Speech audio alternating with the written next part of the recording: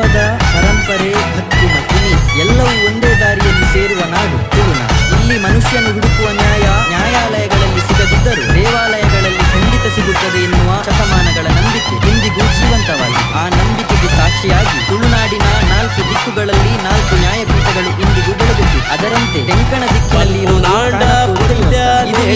ಕೇರಳದ ಕಾಸರಗೋಡು ಜಿಲ್ಲೆಯಲ್ಲಿ ಇದು ಕೇವಲ ದೇವಸ್ಥಾನವಲ್ಲ, ಇದು ನ್ಯಾಯಸ್ಥಾನವೂ ಹೌದು. ಇಲ್ಲಿ ಆರಾಧಿಸಲ್ಪಡುವ ದೈವಗಳು ಜನರ ಘಟ್ಟದ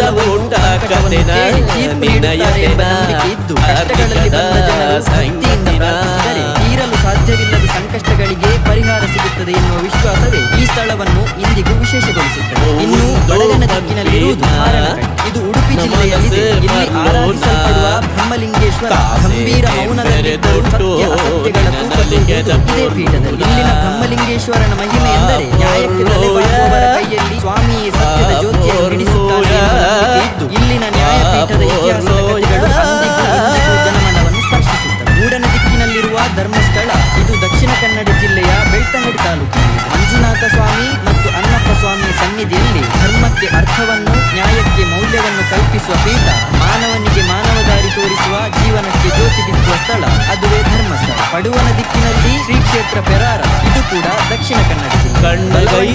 ಪರಿವಾರ ದೈವಗಳ ಕರುಣೆ ಕುಟುಂಬದ ಸಂಗತಿಗಳನ್ನು, ಜನರ ಅಳಲನ್ನು, ಗುಟ್ಟಿನ ನೋವನ್ನು ಕೇಳುತ್ತದೆ ಎನ್ನುವ ನಂಬಿಕೆ ಇದ್ದು ಜನರ ಬದುಕಿಗೆ ನೆರಳು ಕೊಡುವ ಪೀಠವೂ ಹೌದು. ಈ 4 ಪೀಠಗಳಲ್ಲಿಯೂ ಮಾನವ ನ್ಯಾಯಾಲಯದಲ್ಲಿ ತೀರ್ಮಾನವಾಗದ ಪ್ರಕರಣಗಳು ಇಲ್ಲಿ ದೇವರ ನ್ಯಾಯದ ಮುಂದೆ ತೀರ್ಮಾನಗೊಳ್ಳುತ್ತವೆ ಎಂಬ ನಂಬಿಕೆ ಶತಮಾನಗಳಿಂದ ಜೀವಂತವಾಗಿದೆ. ತುಳುನಾಡಿನ ಜನರಿಗೆ ನ್ಯಾಯವೆಂದರೆ ಕೇವಲ ಕಾನೂನು ಪುಸ್ತಕದ ಸಾಲುಗಳಲ್ಲ, ದೇವರ ಎದುರು ತಲೆಬಾಗುವ ಸತ್ಯನಿಷ್ಠೆ ನಂಬಿಕೆ. ಇಂತಹ ಅನೇಕ ವಿಚಾರಗಳನ್ನು ತಿಳಿಸೋದಿದೆ. ಹಾಗಾಗಿ ಮುಂದಕ್ಕೆ ಹರಸಿ, ಹಾರೈಸಿ, ಪ್ರೋತ್ಸಾಹಿಸಿ.